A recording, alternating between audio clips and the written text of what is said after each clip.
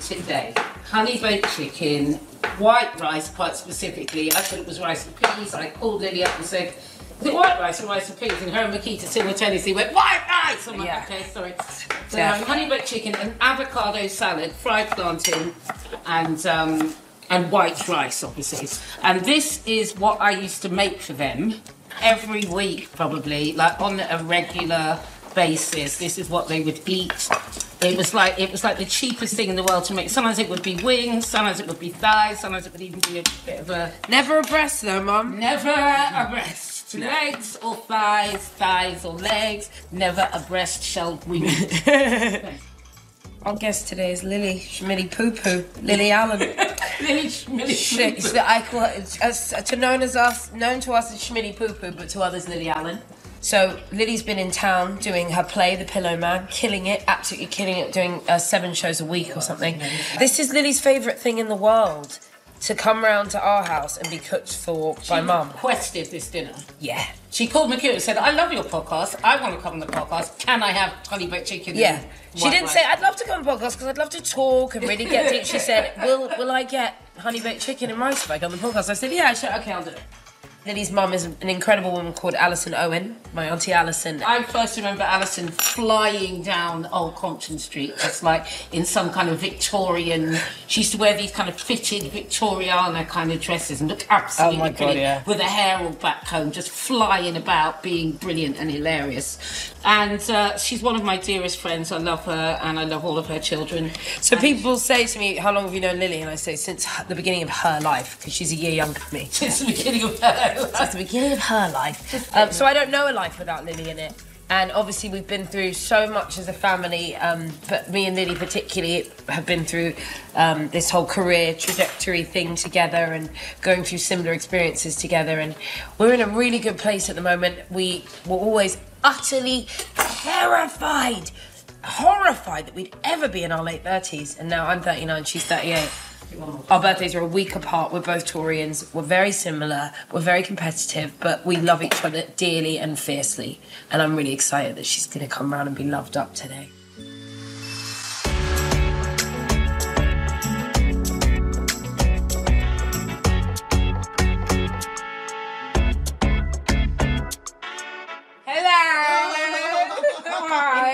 Looking honey.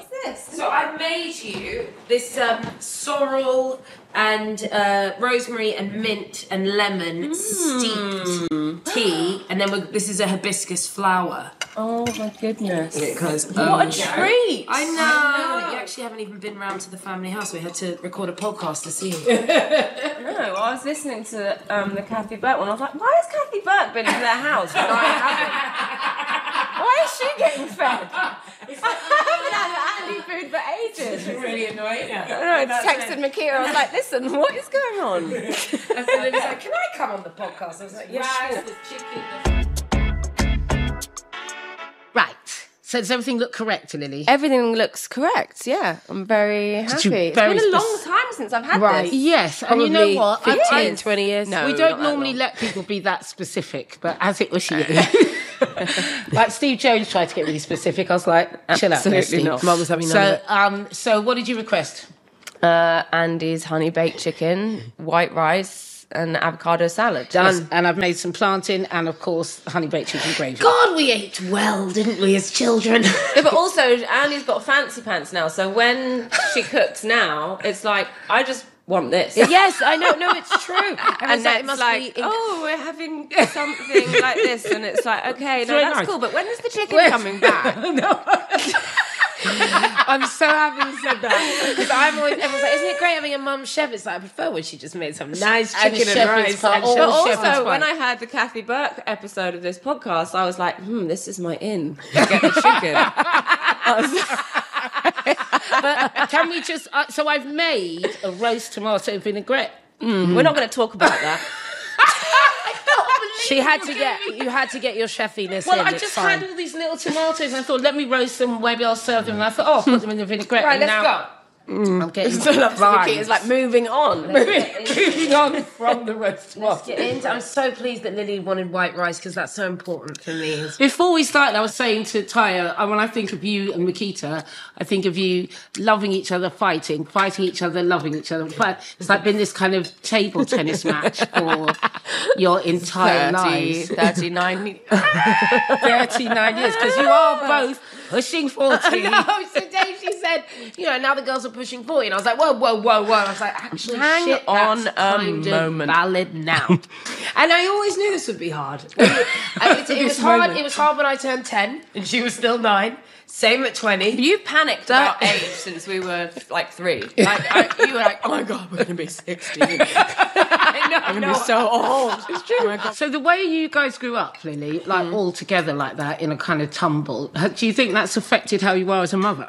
Sometimes it blows my mind that my mum had 3 children by the time she was 24. Yeah. And managed to make such a successful career for herself. Right. And I don't to me, it seems unfathomable that you could achieve that. And I don't think you could do that in this day and age. And she says it was totally different back then, and there was a much bigger sense of community, and that you really could rely on your next-door neighbours to keep an eye on the kids for a few hours while you went and did certain jobs or whatever, and that just isn't afforded. And I don't think it's because people aren't nice anymore. I just think that we're all so overstretched with our time. Everybody's overstretched, and we live quite differently, and you guys kind of live further apart from it. Like, we all lived pretty close to each other all the time. So the kind of ease of which you go, I'm going to drop the kids around, or I'm coming over, I'll drop Keats, and I'm going to get... That stuff happened really kind of naturally and easy. It wasn't like a thought-out thing. We have bigger lives than you guys had in the way of, like, we go off into the world and do things. You guys were all just in a unit in one place for a long time. Yes, I think that's true. Yeah. But also culturally, I think that, in your day, it was more about, what you created as a whole. Like, you had the Buffalo scene or the comic strip. Whereas now, because of social media, I think it's the age of the individual. So we all have to focus on ourselves as one rather than as a group. I think also we just used to... There was because you couldn't connect to people unless you were outside of your house. Do you know what I mean? People could call you up, but it was a different thing. You didn't have all these 25 different ways of spending time with people. There was either physically, or you made a phone call, or there was a letter. It pushed you outside of the confines of your own space, and it pushed you into community, and it pushed you to build those kind of cooperative situations more than the way that the today is built does, more than the way the world is built today does. That's quite interesting. I'd never thought about it like that, actually. What do the girls think of, now that Ethel is 10? Yeah, how old are they? No, I'm joking. 10 and 11. Sorry, Marnie's 10. Marnie's my goddaughter. Marnie's your goddaughter. I was very emotional when Lily asked me. But how do they feel about who you are now they're a bit older, and what job you've had and the stuff you've done? Do they know about headlining Glastonbury? Does that stuff mean anything to the girls? No, not yet. Really? They're old enough for that to be on their radar. They think that I've been cancelled. Yeah. Marnie, I've actually caught her saying to it. She goes, she wanted to be talking to her friends. She was like, my mummy was cancelled for helping the refugees. Oh, right. Twitter cancelled. Wow. And so they do know that terminology. Wow. Yeah. Cancelled. So, do they know that you were a pop because star? they know that, like, mummy gets, people mean about mummy sometimes. Right. And so when you're trying to explain that to them, I have to kind of, like, explain to them, like, right-wing Britain. Right. Like Brexit. And how mummy has been involved in those things, and it's made her a bit of a target for people that don't want progress or change. For some reason, I don't know, maybe it's just the age we're all getting to these different ages, but I've been thinking a lot, and actually in a couple of interviews I've spoken about you and Miquita and the way that what you both have had to deal with in terms of the press, actually. And because to me, I'm so proud of both of you, because I just think you've both been really brave, and every single time you get knocked down by that stuff, you kind of get back up again and get on with it. But it's been quite brutal. Yeah, it's been relentless. When you two were young, it was really quite hardcore. What did it feel like from the other side, Lily, for you? I don't know if it felt like anything, because I was self-medicating to, like, numb myself to it, I think. But it is what you wanted. To a certain extent. To be hugely well known and to be a massive success. Yes, I think so, but also not really. I mean, I liked it when it happened, but I was also confused by it because I think, you know, we had all been around fame to a certain extent. You know, you with Nana, me with my dad, and my mum being with Harry Enfield for a few years. And obviously when things started off for me, I enjoyed the, you know, fast lane, and I was partying quite a lot. But I had watched my dad do that and be celebrated for it. Interesting, yeah. And, you know, the whole him and Damien and Alex James from Blur and the Groucho's years and Britpop and lad culture. And They were like kings of the world. Yeah, it was very much. And so I was confused when, you know, I'd be photographed at Glastonbury with a beer can and a cigarette, and it would be presented in such a negative way. That was definitely odd. Yeah. And also just because I think, you know, we were sort of gaslit through our childhood of like, you know, things are getting to a more equal place. Like women have equal opportunities. You can do anything. And it was like, okay, I believe that. Yeah. And then it was like, oh no. I think that's what I That's a thought really as good well. point, I was like, but we were told by you lot, obviously, and sort of somewhat falsely by the world, that like this was the age of the opinionated woman, and like Right. it was like just post Ladette. And it was like, you can have opinions and say what you want, and that's how I was on Pop World. And obviously there it was celebrated. I think Lil, as a pop star, it was celebrated being opinionated, but everywhere else they were like, who the fuck do they think they are? The thing about the ladette culture, ladette thing was quite interesting to me because it was such a construct. Because it By came, men. Yeah, no, absolutely. Because really, there was a moment before the kind of so-called ladette thing happened where women were feeling very powerful. We were feeling very powerful and being very outspoken. And then suddenly, what they did was kind of redress a kind of Dolly Bird situation. Yes. The whole sort of like loaded era. You know, if you didn't want to go to a strip club, it was because you were uptight. Yeah. Do you know what I mean? And if you didn't want to like get your tits out, it's because you were uptight. Yeah. Like, no, I'm not uptight. I just quite like wearing my clothes. Do you know what I mean? It'd be funny, mate. You know, they kind of watch, and it was like they literally gaslit all women. Everyone, yeah. And everybody thought you had to do all this stuff and walk about feeling like, yeah, I really fancy going. It's like it's the really powerful thing to hang around and, you know, be a prostitute and do all those things. And if you didn't agree with that, it was because you were uptight, and then, you know, you're probably frigid, and you're probably all the same old tropes that they'd always trotted out against feminists and women were trotted out again, but from a slightly different But direction. I think that happens now. I mean, there's definitely an Instagram version of that now. Yeah. Of you know, what feminism should be for who, and if you don't subscribe to this particular viewpoint, then your opinion is worthless to us as a tribe. Yeah. So I mean, I guess we just must, and it must have been like that forever. But you know what? It's interesting that you talk about it, because I remember being quite shocked at the time, thinking about the ladette culture thing. I'm thinking, oh my God, no, but this is the same shit. Do you not see that this is the same shit? Looking around going, oh my God, no, they're doing it to us. What are you doing? What are you doing? And it was like slightly panicky as a feeling. What did you think about when you saw the way the press dealt with Lil? I was horrified. I mean, I just felt really protective about you because, you know, if any of the kids, any of you are ever feeling vulnerable or in a vulnerable position, obviously, then I just feel like, you know, I want to step in, basically, and be in between any of you and that kind of onslaught. And what you were going through was particularly bad. And because it was so public, you know, because it was the press, it wasn't just in a pub or in a club or in a restaurant or something. It was like a kind of wall. And it felt like old, kind of flaky old men. Like I just had a real image of, like, you know, old Fleet Street kind of Yeah, it was guys. very isolating. I mean, I think the thing is, the worse that it was, the more I would like shut down and not communicate and not talk to people. And also, I think that it kind of like came at a similar time to smartphones and texts and WhatsApp. So there was like, I could kind of like shut off, but like keep contact, like little bits with people.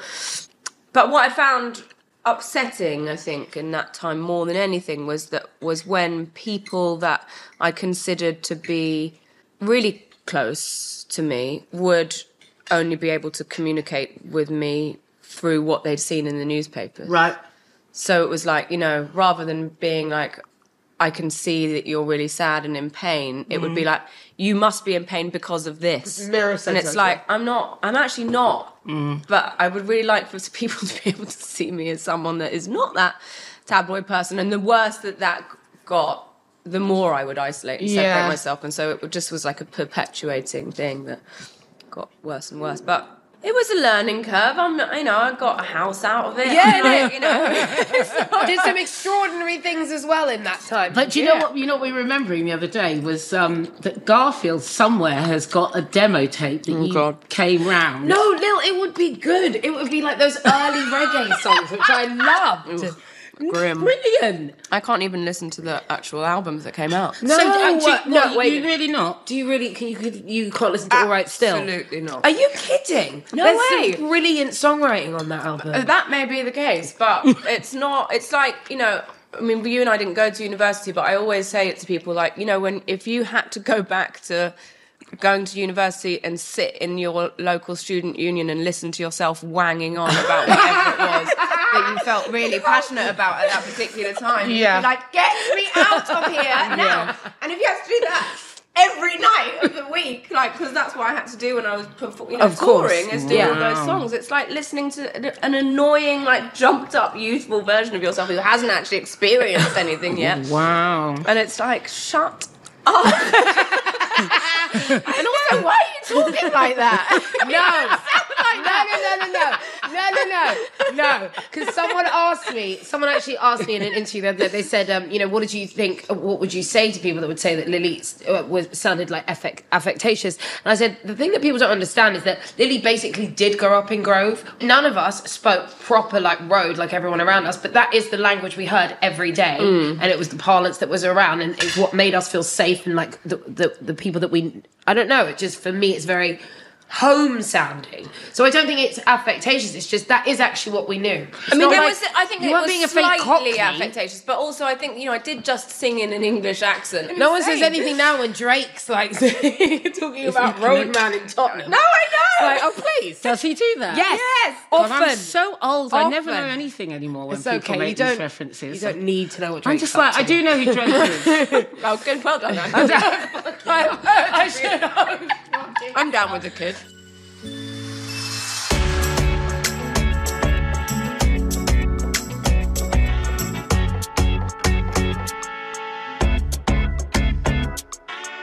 I want to talk about David because he's my favourite person you've ever married or been out with.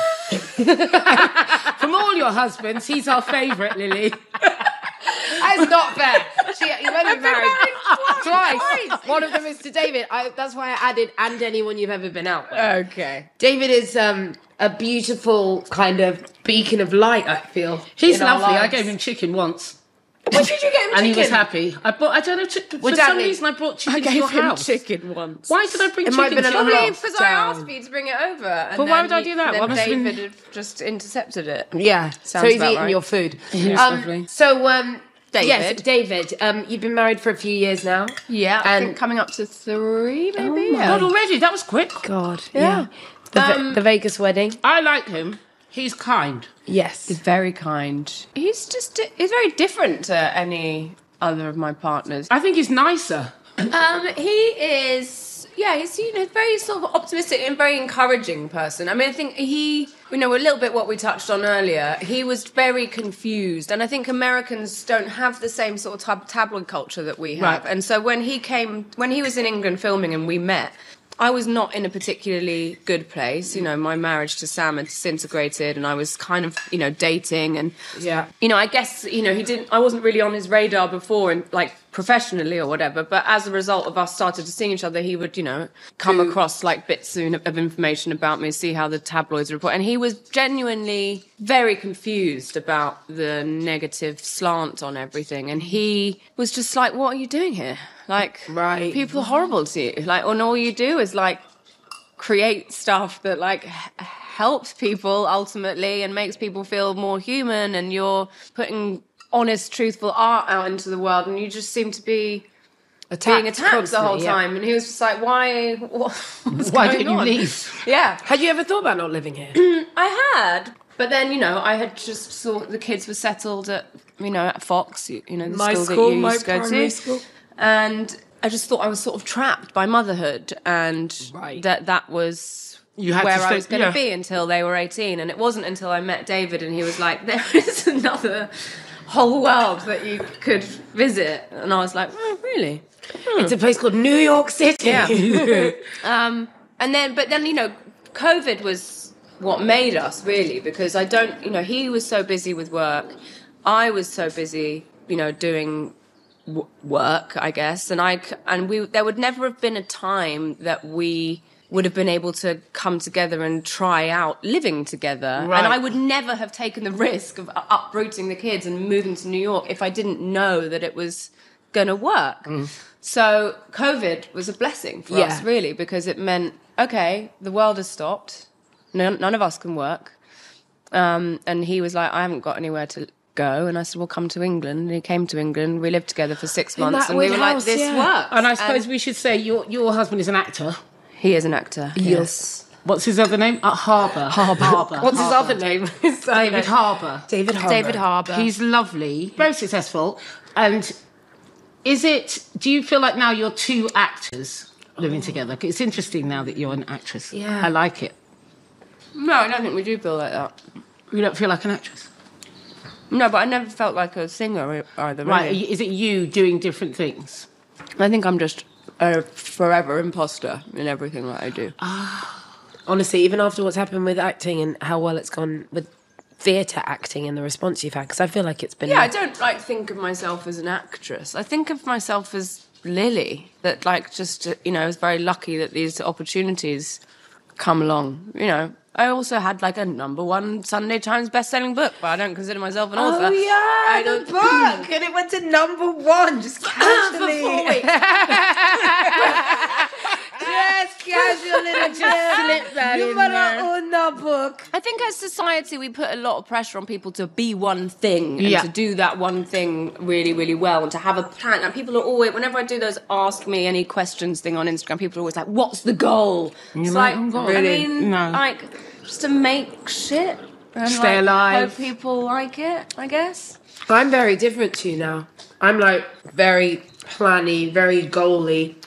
Goal-oriented. I am quite goal-oriented these days. You are, but that's been really good for you because it's given you clarity. Yeah. I thought you were the same, though. I think maybe I'm the same in terms of short term. When I commit to doing something, I really commit to it and I see that project through.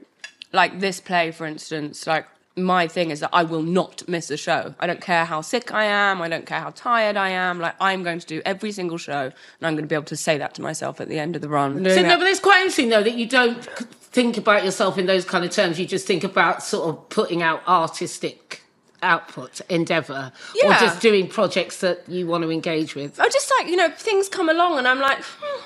Yeah, actually, that does seem like quite fun thing to do. I've always been like that. I think it's quite healthy. Yeah. Because then you're not stuck in one road. Well, that's why I think that there's just a bit of a myth around, talent. It's convenient for people to think that, they'll be good at one thing and they should focus on that one thing. And I think that everybody is actually probably a lot more talented than they know they are because they're too focused on this one idea. And I think, I feel very just... lucky and, for want of a less annoying word, privileged that I get all of these opportunities. I've made it with singing. New Look came along to me and said, do you want to design a capsule collection? Yes, God, I do. I remember that. BBC Three came along and said, do you want to try presenting a TV show? Yeah, yes, actually, I do want to do that. And so I've been good at some of those things and not so good at a lot of those things, but... I've enjoyed trying them all out, and I think that if everybody had the chance to do that, then they would probably find out that there's, a lot more going for them with them than they exactly. even realise. So that's how you approach the acting. Like when you got 222, the first play, you were just like, okay, let me see what I'm like at this. Was that their idea or your idea? No, it was totally them. And initially I was like, absolutely not. Why would I do that? West End play. So I just moved to New York, and so I was like, somebody... I literally had put the key in the door to our house, and my phone rang, and it was this casting agent. She was like, hi, I got your number from your mum, because I'm working on another project, but I'm casting this play. Would you be up for doing it? And I was like, well, when is it? She was like, it's in July in London. And I was like, well, no, I live in New York, and also I don't act, so... Also I'm not an actress. And then I went home that night and David asked me, what I'd done with my day. And a couple of the nights before that, I'd had a bit of a sort of existential crisis. I was like, what am I going to do in New York? And then I said, oh, yeah, well, actually, this casting agent called me about this play. And he was like, well, what's the play about? And I said, I don't know. I got off the phone. He said, maybe you should call back and see what it was about. I called her back. She sent me the script. Because 222, that play was about ultimately a relationship between a young mother and her baby. But it's a horror. And so, I lost a baby before Ethel was born. I had a son called George. And so I read this thing and I just immediately assumed it's going to be a dead baby. That's why they've asked me to do this, because they're like, she'll be able to relate to this story. And so I stopped reading it and I said to David, you can read the rest of it. I don't want anything to do with it. And he read it and he was like, dead baby. You can keep going. It's safe. And then I read it and I called the director and I said, a big part of sobriety as well is like, if you're doing the 12-step program, which I was at the time, is surrendering yourself to the universe and just kind of stop trying to control everything so much. And so, this thing, I had been upset about not feeling a little bit directionless. And then this thing came to me and I just thought, well, actually, just throw yourself to the wind. And then I really enjoyed it. I loved it so much. And was it terrifying, like, first night, like, before you went on? What was that like? That first week before we did talk a lot and you were like, what the hell am I doing? I was like...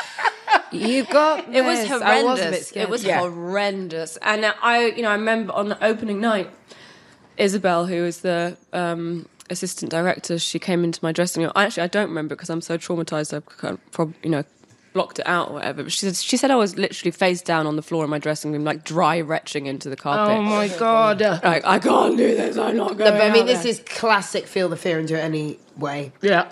Like, that's like... Yeah, but also I do like doing big things that seem too big for me and terrifying because they make me feel alive in some way. Yeah, we say if your dreams don't scare you, maybe they're not big enough. Yeah. But it's quite like it's a good feeling. That it's like I am absolutely terrified and I'm still going to do it. Yeah, and also I'm a bit of a blagger, so I think there's that, and I'd probably get that from my dad. Like when I was writing All Right Still, I remember like going up to write music in Manchester, and I'd never written music before, and they were like, wrote Smile was the first song that I wrote, and they were like, well, now we need a middle eight, and I remember going, what the fuck is a middle eight? And I had to leave the studio and go outside and call George Lamb, my manager, you couldn't even Google, and be like, what is a middle eight? And he was like, oh, it's just that bit, in between. Which is why in Smile it's just me going la la la la la la la la la. I got better at those middle eights. Yeah. Still a great melody of a middle eight. But I do like to take on these. It's a little bit like, can I trick them into thinking I'm a theatre actress? It's also. Can you trick yourself into thinking? No, that's the thing. I can't. But I think you're also a hustler, like in the best of ways, because I feel like there's quite a lot of like blagging is one thing, but also it's like getting on with it and turning things into the things you've turned them into. It's quite the blag.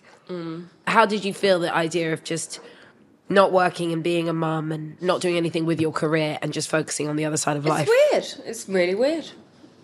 Because I have been so driven, and also pretty quickly after things I became successful in my early 20s, I suddenly then had responsibilities like mortgage repayments and nannies and, I had employees, I had like tours and everyone was on my payroll. And so I had to keep going, and so it was that fear of not being able to meet the expectations of everybody and to do what I had finished what I had started that kind of kept me going. So I think stopping and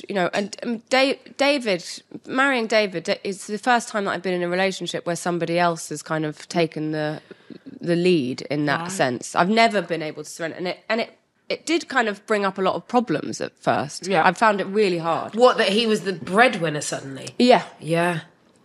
I did not know how to deal with it. No, I don't think I would. It's quite weird. Because everyone wants it. It's the dream, right? Isn't it? Never has been ours, though. It's never been my dream. You don't have to bring your credit card out and blah, blah, blah. I mean, someone else pays for the holiday. And I was just like, I just did not like it. No, I don't think I would. I don't mind it now. You've got to go for it. It's actually not that bad, guys. No, because I think the when you because as you describe that, it does sound quite alarming to me because it sounds like a relinquishment of independence. Right. Yes. Yeah. And nobody sitting around this table is Well, really it would up come for out that. in other ways. So, I'd find myself like started to snap at David in certain ways or trying to sort of control other parts of our relationship. And he was like, this is because I'm paying for the holiday, right? And I was like, God, he's good. God, you're annoying. He's good. Good work, David. Like, we'll talk about this in therapy. But I see you. I hear you. Just see what's happening. Just flagging. I think I know what's going on. It's do you want okay. some food? I don't mind paying. Garth, do you want some food? I would love some food. Yeah. I feel like you could come and say hi to Lily for a minute, seeing as she's come your sit little. in. I can't believe you've got to this point of the series and then you don't. He's don't know never in Garfield it. is. He doesn't. This is his debut. Why don't you two tell people who Garfield is? This is the man that came into our lives when I was 11, Lily was 10. And generally make his life hell. He was my mum's boyfriend. He's now my mum's partner of 25 years. And he's raised us and put up with us. Actually, honey baked chicken is when I kind of I used to never eat meat. When I first met your mum, I didn't eat meat for about 12, 13 years. And we weren't really seeing each other. We were kind of like... We were seeing each other. You were You were lying. still slagging it about the globe, basically. I can't believe you just said we weren't really seeing each other. We weren't really dating and weren't serious. At that time, before the chicken, I was eating vegetarian food and Andy brought out this tray of chicken. And I was looking at it thinking... And he went, fuck it. And started eating meat again. Yeah. No. And it was a honey baked chicken that did it. It's a Can always special get him with a chicken. plate of chicken. You can go now, Garth. I am. I'm You gonna can eat. go now. You're so Back to the office.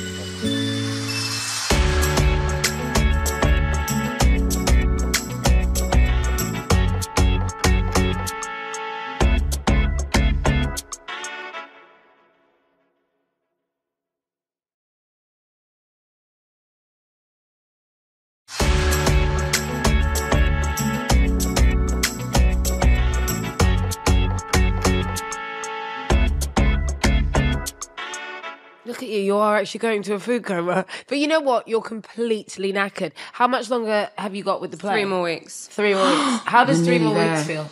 I mean, I think when I get to the end of this week and it's 2 more weeks, then it will feel a little bit more like sort of homeward stretchy. But Right. it's I mean, it's a really challenging part. When I came, me and your mum came the other day and saw you, even as an audience member, it's quite tiring. Yeah. So I just can't imagine doing that every single... How long is it? It's quite long.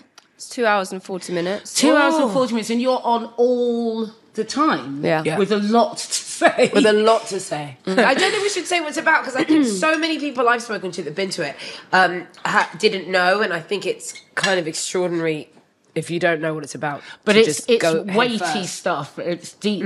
Yeah, And- I mean, there's sort of subject, and without telling you what exactly the story is, it's sort of it touches on, I guess, authoritarianism, freedom of speech within an authoritarian regime, childhood trauma, how much we suffer for our art as artists, It's very timely. this violence against women. play. Yeah. I mean, plethora of stuff. It's a lot every night and matinees. 8 shows a week. Do you think it's... How do you think doing it has affected you? Does it have an emotional effect on you? It wasn't. I had done really well at separating the two things and disassociating. And then about 2 weeks ago, there were 2 medical incidents that happened in the theatre while I was on stage. Well, people collapsed. Yes, the first one was somebody on the top tier had collapsed. And so we were midway through a scene and someone just started screaming, we need to get her out of here, getting out. Somebody call an ambulance, somebody call an ambulance. So that was quite a lot. And we would just... we just stopped because obviously they needed to communicate. So I didn't want to be talking because I wanted to give them their space. But nobody came out and rescued us on stage. So with me and Matthew, who plays my brother, were just sitting there for 2 or 3 minutes, just staring out into the audience and also not looking at each other because we were trying to kind of remain in character. So that was really intense. And then 4 days later, I was on stage and a woman in the front row started having an epileptic fit. Oh, my God. It was unbelievably graphic, and Oh my God. and because she was in the front row, the lights were kind of on her, so I could I could see everything, and I had to stop the show at that point. I was like, we need to get, there's a medical emergency. Can somebody come and help? There's a lady in the front row that needs help. And the reason I bring this up is because I think up until those points, I'd been so good at keeping Lily and Katurian, which is the name of my character, completely separate. And actually the getting dressed up after the show had really helped with that, because, you know, there's just two very clear, very different identities. Because actually with Katurian, there is a lot of crossover, and it does have potential to be quite traumatizing for me if I kind of let her too far into my sort of psyche. But in these medical emergencies, completely out of my control, both of those people had to come together at the same time, especially after the epileptic fit. I just broke down. I just came off the side of stage and I just started crying, and I was crying for 20 minutes straight. And as it was happening, I was like, I haven't done this for months. I haven't cried for months. So I think that in answer to your question, I had been doing a really good job of not letting it affect me. And I was thinking, you know, people would come out for dinner and they'd be like, are you okay? You seem really distant. And I think that I had disassociated so much just to get through this show. And that actually in the last couple of weeks it started to come out, because it also hasn't really stopped. Like a tap has been opened. But I could just be walking along and someone would be like, how are you? And I'll be like, no. Right. So it's got a little bit like that. So the cork's out the top of the bottle. So now, I think that's not necessarily a bad thing. So now what? How do you feel like you want to proceed with the next few weeks of the show? And feeling like it's just got to do it. But like the tap's open, the tap's on. I'm very grateful for my sobriety, because I think I would have been leaning on alcohol and whatever else to kind of numb it all, and that could definitely. You said that when I came to see you, actually, when me and Alison came. You said, you know, what's hard at the end is like most people go out and get pissed or whatever, do whatever it is they do, and you can't do that. And actually, that's a difficult moment. Yes. So let's talk about your sobriety. Yeah. How long have you been sober now? 4 years. And how's it changed your life? I mean, in every single way. I mean, this is not exaggerating. I really don't know if I would be alive. Right. And that's not because of, I think that I used to drink or take drugs to a certain extent that I would have like overdosed or choked on my own vomit or something like that. But I just think that my mental health would have got so bad that I just don't know if I'd still be here. And I would, certainly wouldn't be in my relationship with David. I wouldn't have such a connected relationship with my children, who are incredibly self-aware now and are able to identify and talk about their emotions, which is, for me, my greatest achievement, because I didn't feel like that still as a kid. Find it quite hard to be, completely vulnerable and honest and truthful about my feelings, and I don't really know how to identify them a lot of times. Certainly don't really know how to share them with other people, but my kids do, and I think it's such a valuable thing to be able to do. And they're 10 and 11, and they can do it, and it's huge. And so I feel like, fuck playing Glastonbury. Like, my kids can tell you how they feel. But it's a massive thing. It's a massive thing as a parent to know that to feel like your children are emotionally healthy. Yes. Yeah. That's a massive, massive thing. Yeah. Were you worried about how it would be in your relationships that were, because our relationship was never based on that, because we're friends from birth, your birth. Yes. But a lot of drinking and partying and all that stuff ran through our relationship for a long time. So I know that I was worried that it would be hard for us to be close, but I actually think we're closer. Yeah. In the last couple of years, not closer, but like found something else. Healthier. Yeah, healthier. Yeah, I mean, I think, I used to use drugs and alcohol as a way to switch everything off, which means that you stop experiencing and having truthful and valuable relationships with people, and You're it becomes about something else. Level. Like your energy, like being around you, it's like I don't feel worried about you all the time. I used to feel worried about you all the time. I used to feel worried about you all the time as well, Miquita. I don't feel worried about either of you anymore. Whoa. No, I don't. It took us 40 years to get Well done us. No, but you just feel like feel like steady as she goes. That's what it does. That's what it does. Is it helps you to feel more level. I don't feel like I'm living life to the extremes. There are no extreme highs, but there are also no extreme lows anymore. And so sometimes I miss it. I think I look at Glastonbury or like carnivals happening in a couple of weeks, and I think, God, it would be fun, you know, to go there and have fun like we used to. But I know what it feels like 2 weeks later, and Fun it's just not worth it. It's not worth it for me. But you are coming. I am. Are you going to carnival? Yes, she is. I'm going to go on the Sunday. Yeah. And the kids are going to come as well. So You're going to take the girls to carnival. We're going to do it a new way. Yeah. We just went. We've been filming. I've been filming this new thing, and we went to the old flat. Oh my God, we went to Your Paris old Terrace, flat? yeah. Oh my God, we were how filming was on the that? stoop, and then this lady came out, and we were like, oh shit, that's the hallway. This is Paris Terrace that Mum and I, the home that we had, the beautiful housing trust flat in West London for 14 years. That Lily was very much a member of. There used to be a trolley in the house. Oh my God, yeah, in the hallway. Yeah, shopping there was trolley. Yes, shopping trolley. There was, I wasn't think there? you What was nicked that it from about? Wasn't Tesco's. mine. I think you got it from Tesco's, and then you were like, it's got handles. It's entirely possible. Because I used to have to carry a lot of chicken up Westbourne Park Road all the Mum. time. Yeah, but Mum, they used to have those things so that you couldn't take No, the trolley they came out. in later because people like me used to make shocking They came in because of people like me stealing the trolleys. But I remember being put in that trolley, and you and Phoebe putting pillows on top A of me. duvet over your head, yeah. And being just trapped in the trolley. I know, and I was trying to see how claustrophobic you really were. Yeah, that's nice. Oh, that's really sweet. What a nice That's a story. nice spin on it that she's put there. No, it was completely evil. It was like, she was like, I'm claustrophobic. I was like, let's see how claustrophobic. It was fucked up. But also the broom, that was our way of communicating with you. Can broom we on the wall. not talk about that? I can't talk about that. They're talking Lily. about me having sex. We'd be like, my poor mum, 24 or something, just trying to have a life. And we're like, banging on to like, shut up, guys. The poor guy must have been like, I'm out of here. So don't worry, it's just the kids. It's just, Don't worry about that. I'm sorry, Mummy. So we got into the flat. Well, we didn't get into the flat. We got into the hallway the other day. Just the main hallway. Miquita got very. We both got very emotional. I bet you Miquita did. started crying. Then half an hour later, we went and had something to eat, and I started throwing up, and I couldn't stop. I had to Couldn't come stop vomiting. home.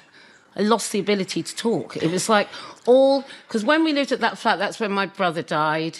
It's when my ex-boyfriend got stabbed. I opened the door and he fell through the door. And I realised that so much trauma happened in that flat. Even because in my head, I just think of all the nice things. Yeah. And all the... But I think you don't, because that's why the disconnect when I'm like, let's go back to West London and like reminisce. And you're like, no thanks. I think you know that there's some other stuff there. It was deep. But I wondered, Lily, because that was a house that you were at a lot and that you grew up in a lot. How do you see the childhood that we had now in your late 30s? What do you think about it, especially now that you're a mum? I feel very lucky because I think we had such a sort of smorgasbord of people, like people from all different class brackets, race brackets, what people were doing for their jobs. Like, it was just like we knew everyone, and I don't feel like there was ever any like we didn't really like prioritize certain people because they made more money or they were more famous. Everyone had, their worth, and I think that is what I take from my childhood. Really, is that yes, we were at Groucho's, but we would also like be, doing really bad things on the 25th floor of some council estate with two rude boys. Jesus Christ.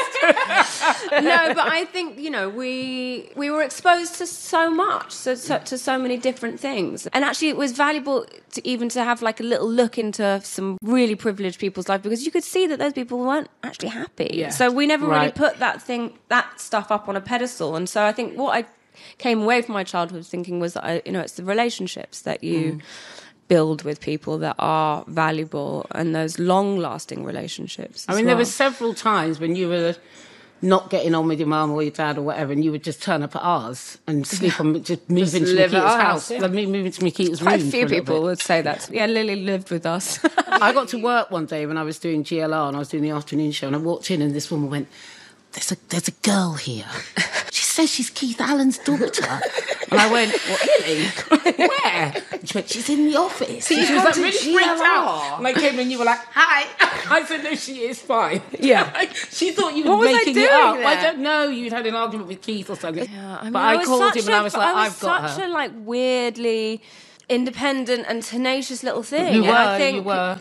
I know I used to like know the number of Grouchos off by heart, and I'd like little snippets of information. My mum would like to say that she was going out for dinner somewhere, and I'd find, call 192, get the number, call up, and I'd be like, I need to speak to Alison. She was always being interrupted in dinners with like, me going, where are you?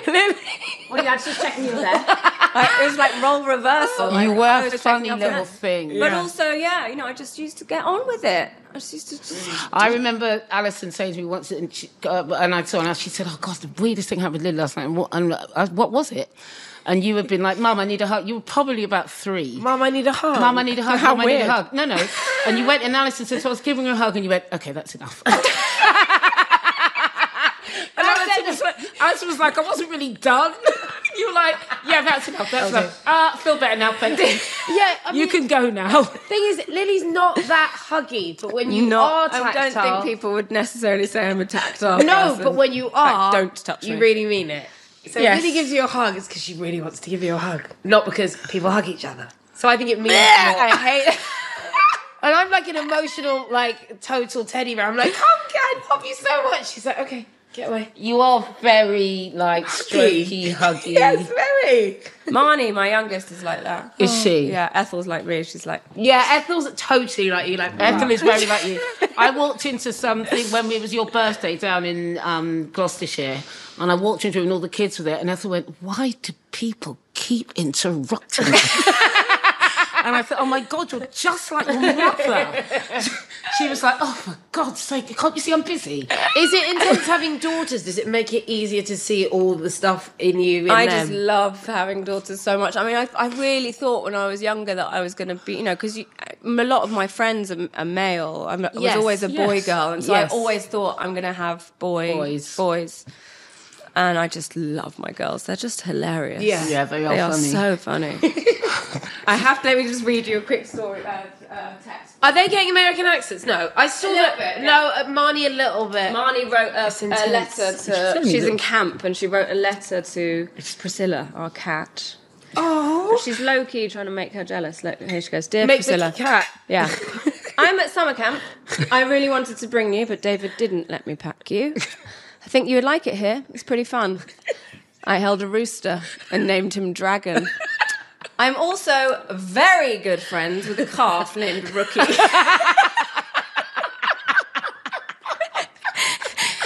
Even though he sometimes jumps on me. You would not like the waterfront, though. You'd probably not even know it's water because it's so yellow. I like it. It's very fun. Miss you. That feels like a book. Almost like a book I'm of also, her I letters. should just let you know, I am very good friends with Very good friends with a calf named Rookie. Okay. Brilliant. I don't think it's get weird when I get back, but I thought I'd let you know. I just have to tell I want you you. to get used to the idea because I'll probably be mentioning him quite a lot by the time I get home. Still, good writing though, right? So I want to talk about this being a boy-girl thing. You're not like that, are you, Keats? No, not like Lil. So I have, most like, Crockett of your and Jesse. mates are you, because I think of you with lots of dudes. Like I'm something of a boy girl Daddy myself. issues. Daddy issues. Daddy issues. And you know Lily's dad, don't you? Very I well. do know Lily's So dad. why yes. the hell would she have any daddy issues? No, but there was a thing of like there was a group of boys. We won't name them, but that you know who you are. And they looked after Lil, and they were very much her protectors and her safety net. Did you feel like that? Did you feel that you needed them to kind of look after you at that time? Did it feel good to have those men in your life in that way? No, I've just preferred boys. I mean, I think like just this podcast has shown you how much I like to talk about myself, and girls like to talk about themselves, so I don't really like girls. Oh, got you. Boys don't like to talk about themselves. they let They you just talk. listen. That's so true. What Good they listening were, boys. What they were was Maybe a that's captive it. audience for 5 years. Okay. That's very interesting. It's a Also, jingle. I have found, because I've always had like groups of men that I've spent time with. Like, I don't really like hanging out with a whole bunch. I've got a lot of female friends. Yes, that's but the I same as don't me. like being Don't like hanging out with with like them a en masse. bunch of women. Yeah. No. I quite like going out with a bunch of dudes, and I've always had that. But Also, yeah. I think, I did grow up with quite... The men in my life were quite misogynistic, I would say. Quite sexist. Quite sexist. And so I knew that I did not want to be viewed by men in the way that women had been presented to me by the men in my life. Yeah.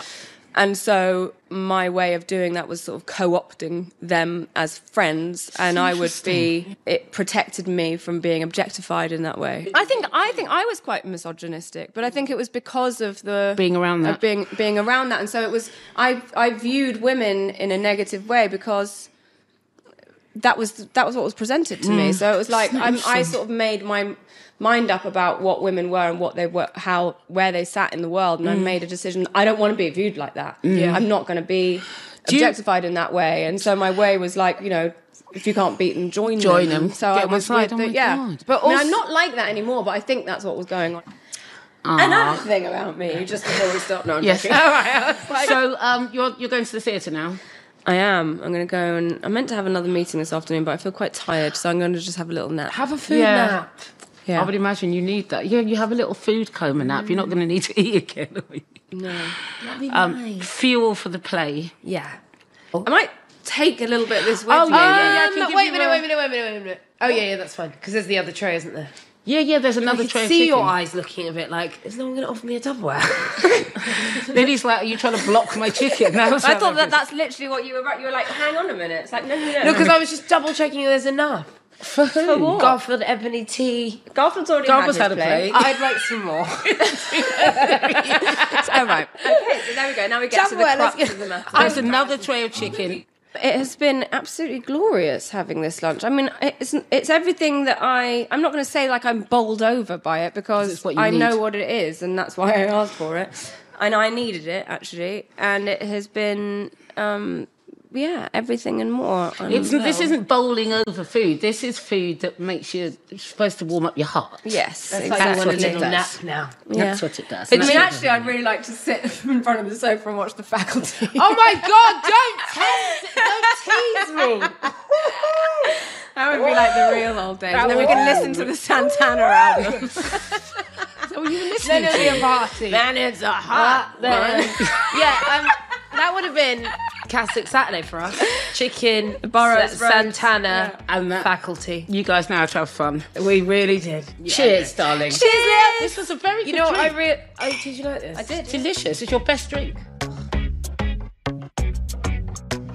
That was nice, wasn't it? Oh God, I don't know how long it's been since me, you and Lil just had like family lunch. Yeah, it was really lovely. How do you think she's doing right now? I think she's doing great. I think she's the best she's ever been. When I was saying to her that she seems really level, it's like she really just has found Peace. It's just, I think, actually, learning to express what, she said she never had the words to express her emotions. She never had the word to really talk about how she feels. And because she's got so much better at doing that, she just is released from a lot of that pent-up stuff that she always had. And I'm just happy for her because she just seems so happy, basically. Yeah. But clearly with Lily, like with all of us, and you're the same, it's like even if it scares you, she'll do it anyway. She said she was retching on the floor face down before 2:22, the curtains went up on the first time. And she still got up and went on the stage and killed it. But you know what? I spoke to her that week and I was like, she was telling me how her nerves were affecting her, like physically. And I remember thinking, oh, this is going to be good. This is going to be good. Yeah. Retching on the floor, you say, with nerves. Ooh, some big dreams are about to be fulfilled. I was like, you should be retching. Yeah. This is a big old step. Yeah.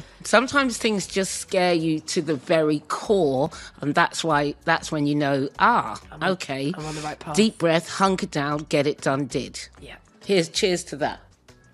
Thanks for Cheers. thanks for raising us right.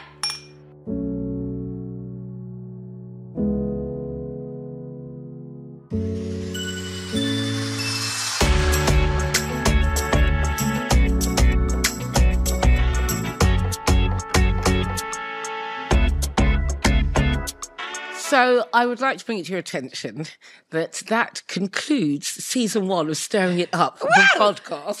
Ciao! With Miquita and Andy. Yeah! Oliver. We did it. 8 episodes. We've interviewed 8 beautiful guests. Are you liking it? I'm loving it. Yeah, it feels like, especially doing someone like Lily, it was like a real statement of, we really are doing what we've always done. Yes. Because Lily saw it and went, can I come on? Because for her, what she was really saying is, can I come around and eat some food at your house? And like same as it ever was. So it kind of made me realise that whatever it is we thought we were going to do, we have kept it true to what we've always done.